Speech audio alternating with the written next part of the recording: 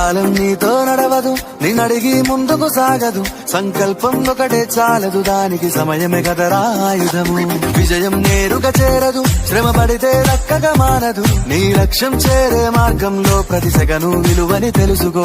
ఉన్నోడివా లేనోడివా, ఏ కులం నీదని అడగదు. మంచోడివా చెడ్డోడివా, ఏ మతము నీది అని అడగదు.